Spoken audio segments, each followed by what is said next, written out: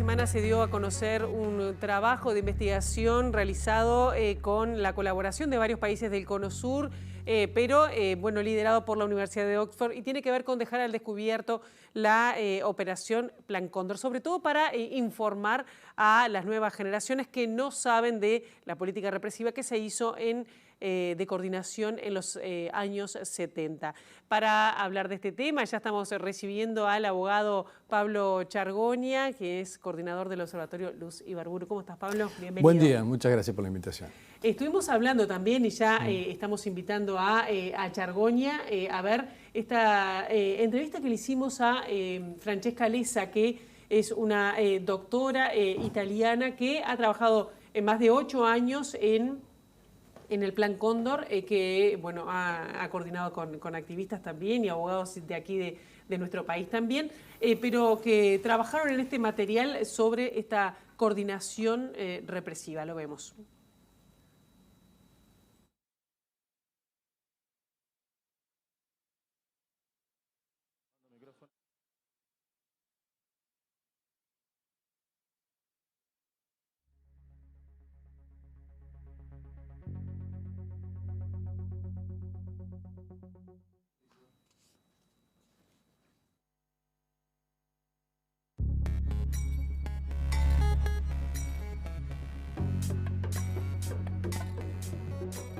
Además de ese intercambio de información entre los países que estaban buscando a los opositores políticos en el exilio, se sumaban después etapas posteriores, una etapa de operativos conjuntos. Sabemos de muchísimos casos, en el caso de Uruguay particularmente, de centenares de exiliados y exiliadas de Uruguay que fueron secuestrados en operativos en Buenos Aires, operativos llevados adelante por agentes de policía y militares de Argentina, pero con la participación en territorio argentino de militares y policías uruguayos.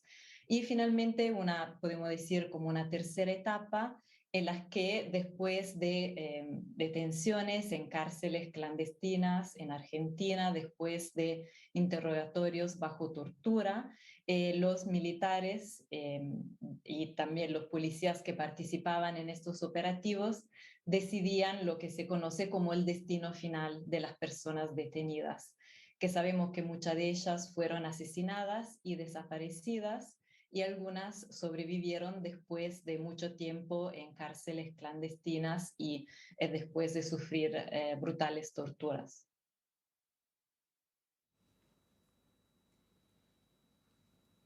Esta investigación que hace referencia Lessa hizo un mapeo de los juicios y también de las víctimas que, bueno, fue que a causa del Plan Cóndor. Detectaron más de 800 víctimas, la mayoría de las cuales, en un gran porcentaje, si estamos hablando casi la mitad, eran uruguayos. Y el peor periodo, y esto también nos vamos a hablar después con Chargoña, fue en 1976. Le preguntamos sobre el caso de Uruguay y por qué se ha demorado, porque hay una diferencia muy importante entre los juicios que ocurrieron en Argentina, en Chile, inclusive a diferencia de Uruguay.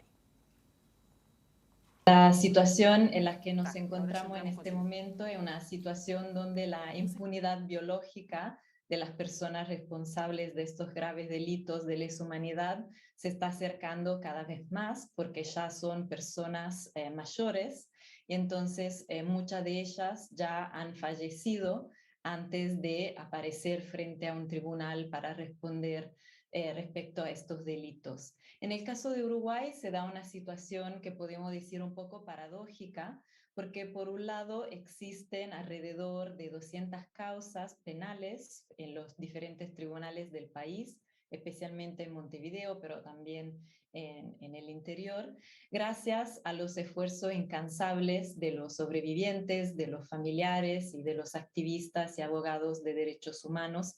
Lamentablemente no vemos un mismo nivel de actividad de parte de la justicia, que ha sido bastante más lenta en resolver estas causas, a pesar de ya diferentes gobiernos de diferentes partidos políticos en las últimas décadas desde la transición democrática, hubo diferentes niveles de compromiso con este tema. Obviamente, en algunos gobiernos se pudo avanzar muchísimo más que en otros, pero ninguno de ellos realmente tomó este tema como una política de Estado, que es la gran diferencia que vemos con Argentina. Todo ha sido mucho más difícil, tanto por un lado del acceso a los documentos de archivo, el acceso a, digamos, a los testimonios y también en obstáculos fácticos. Hace unos días atrás leía en Twitter que el abogado Pablo Chargoña denunciaba cómo hubo algunos obstáculos logísticos que no le permitieron avanzar en alguna audiencia que estaban agendada específicamente en algunas causas relativas a Plan Cóndor. El hecho de que la investigación de los delitos de la dictadura no se considere una política de Estado es el obstáculo principal en el caso de Uruguay. Bien, Pablo, ya te tenemos aquí en estudio, te mencionaba, ¿coincidís con ese diagnóstico de Francesca Lessa? Sí, la impunidad es un problema en este país, en muchos países. Es cierto que en la comparación con la región, particularmente con Argentina, hay diferencias, hay unos avances que en Argentina se advierten que en Uruguay no. Estamos hablando de que en Argentina son 1000, más allá de las personas. Sí, 1000 las personas procesadas, en Chile. Y aún si se hiciera una ponderación con la población de uno y otro país, de todas maneras estaríamos retrasados. También es cierto que hay otros países de la región que están también más atrasados que Uruguay. El caso de Brasil es paradigmático acerca de la ausencia de ningún avance en materia de justicia. Es un problema en todo el mundo, lo ha sido, y también particularmente en Uruguay, cómo se resuelven los casos de graves violaciones a los derechos humanos. ¿Cuál es el problema principal? El criminal es el Estado, fue el Estado. El Estado actuó con toda la impunidad de la propia institucionalidad y eso hace que sea muy difícil para las democracias post-dictadura avanzar en la justicia en ese caso. Siempre se analiza qué pasó en Uruguay o cuál es la diferencia respecto a otros países que están mejor en todo caso. Es muy difícil evaluarlo. Ciertamente, como dice la doctora Lessa, hay diferencias entre lo que ocurre en Argentina. Ellos en Argentina hablan de la inexorabilidad de los juicios, ya no se discute.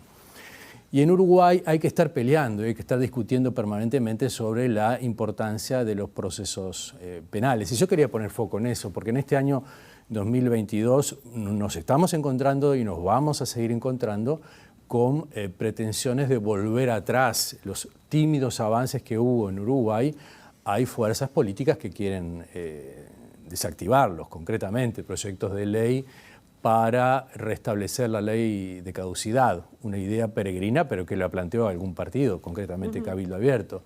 Luego se habló de la posibilidad de restablecer la interpretación de que estos crímenes prescriben, que son delitos ordinarios, delitos comunes. Últimamente, el proyecto de ley para la prisión domiciliaria de mayores de 65 años con una evidente intención de beneficiar a los camaradas del senador Manini Ríos. Nos acabamos de enterar que el diputado Lust fue a la cárcel de Domingo Arena, no sé exactamente a qué, pero a entrevistarse con los presos por crímenes de lesa humanidad y está anunciando un nuevo proyecto de ley. O sea, que si bien hay una característica esencial de estos casos es la lentitud, la falta de una política estatal, institucional, que es cierto que es verdad en materia de crímenes de la dictadura, también hubo algunos procesamientos, particularmente de 2 juezas, y una reacción a esos procesamientos, que son estas reacciones políticas que yo estoy mencionando. Digo esto para alertar en qué situación estamos en el 2022 con relación a los crímenes de la dictadura. ¿Y por qué pasa eso? ¿Hay poca memoria? Cuando hablamos de pasado reciente, ya pasaron 40 años, aunque se siguen perpetrando algunos de los crímenes.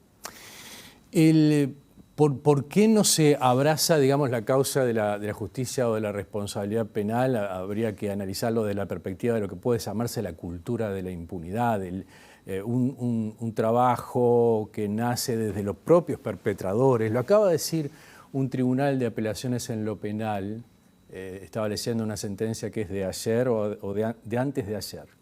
La sentencia condena a Laury Rodríguez a 20 años de penitenciaría por el homicidio del militante anarquista Iván Morales, 1974, en el cuartel de Domingo Arena, donde hoy es una cárcel. Ahí lo mataron a golpes.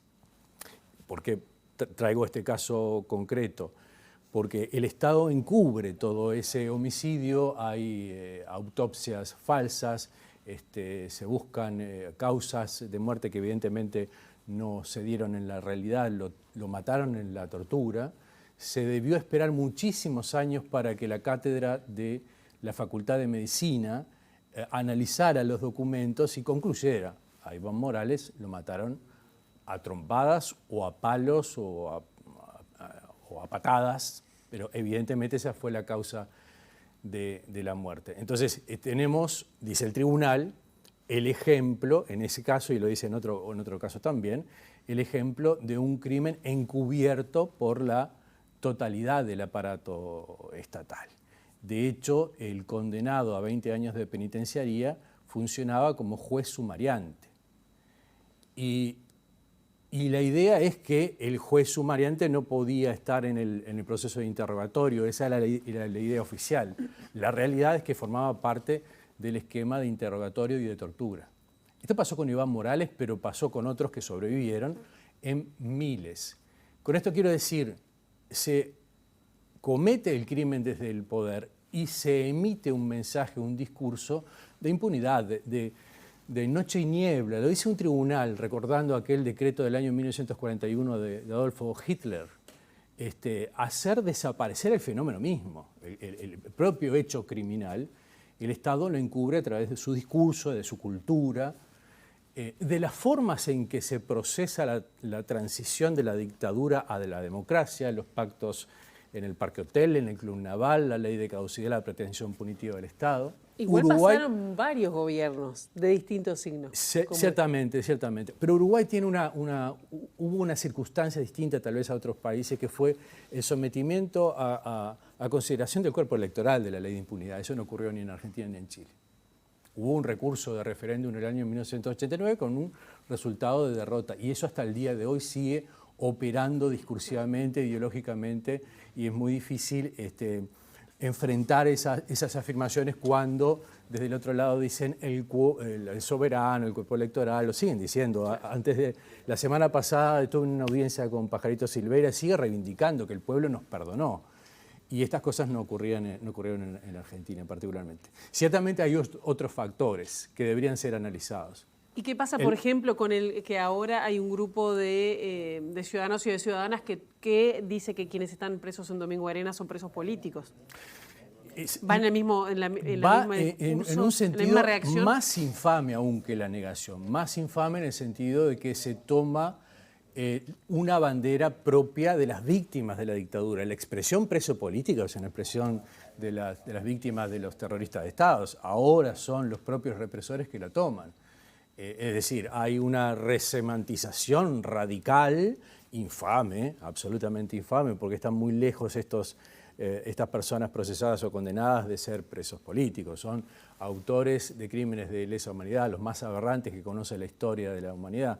Entonces, la utilización de la terminología preso político es una forma de adoptar una de las banderas de las víctimas, y entonces estamos en presencia de un discurso. Esto también lo dice algún tribunal por allí. Es interesante algunas reflexiones que se hace desde el Poder Judicial, porque es cierto que, insisto con esto, ¿no?, que hay lentitudes, que hay muchas demoras, pero también es cierto que algunos pronunciamientos judiciales dan cuenta de que los crímenes de la dictadura son crímenes de lesa humanidad y dan cuenta de los mecanismos infames y perversos utilizados para el ocultamiento del crimen. Entre los que se encuentran, por ejemplo, lo dice un tribunal en el caso del procesamiento del médico alias Oscar V, que intervenía en el Servicio de Información y Defensa, identificado por sus propias víctimas que habían sido secuestradas en automotores Orletti trasladados a Uruguay eso es el primer vuelo colectivo. Acá ven a un médico en la sede del CID, que entonces funcionaba en la actual sede de la Institución Nacional de Derechos Humanos, en la casa de Boulevard y Palmar. Ahí ven, en cierto momento, no están encapuchados. El encapuchamiento es permanente, esa situación se da siempre, pero en cierto momento ven a un médico y años después lo identifican. Hoy ese médico, alias Oscar V, está identificado. Hay sospechas de que fue el médico que intervino en el parto de María Claudia García de Hellman, o sea, en el nacimiento de Macarena Hellman. Y en esa sentencia el tribunal pone el foco en la perversión que significa creer que todas las víctimas están concertadas para mentir. Porque la prueba de cargo del sobreviviente es la prueba fundamental. Eso lo vemos en todos los expedientes. Cada vez que ha habido un procesamiento, cada vez que ha habido una condena, es cierto que son importantes algunos documentos, algunos archivos desclasificados, pero fundamentalmente es la prueba del sobreviviente, de aquel que vio. De hecho, a Lauri Rodríguez, a este que acaba de ser condenado ayer o antes de ayer a 20 años de penitenciaría, se lo veía porque la víctima, el hombre o la mujer, en cierto momento le sacan la capucha y lo obligan a firmar un acta falsa, desde luego arrancada por la tortura, y leen el nombre del juez sumariante, que el juez no tenía nada, formaba parte del esquema de tortura. Ya tenemos que ir cerrando, pero hace unos días también se conoció que va a avanzar un juicio contra el capitán de navío Jorge Trócoli en Roma. El año pasado fueron juzgados además, condenados a cadena perpetua, 14 militares vinculados a distintos momentos del Plan Cóndor. ¿Qué pasa en Uruguay? Son varios los juicios que están, porque hay poca visibilidad. ¿Cuántos juicios hay o investigaciones en marcha, sabiendo, y esto lo hablamos con la doctora Alesa, que el primer caso que se presentó en Uruguay, que tiene que ver en el 84 con Lilian Celiberti y Universindo Rodríguez, sigue sin resolución? Sí, que fue el caso que la doctora Alesa mencionó, porque en una audiencia debían ser conducidos o Anesian y Silveira, si no recuerdo mal, que ambos están presos en Domingo Arena, y la noticia que recibe el juzgado es que el Ministerio del Interior no contaba con vehículos para trasladarlos, y esa era la segunda vez que ocurría. Claro. Por lo tanto, bueno, estamos acá en presencia de uno de esos elementos que efectivamente se podría decir como de la impunidad fáctica o institucional o lo que sea, pero ¿por qué se alargan los juicios? Sí, por estas razones, porque si no se hace la audiencia en el día que se tenía que hacer, se va a hacer en otro momento, y estamos siempre operando a contrarreloj. Las víctimas se mueren, los victimarios también, y ese caso que es emblemático del Plan Cóndor, el secuestro de toda una familia en Porto Alegre, es el que está sin resolver. Hace creo que ya más de 2 años que hay un pedido de procesamiento respecto de 4 militares, entre los que se encuentra Bassani, Ferro y otros más, y está sin resolver efectivamente.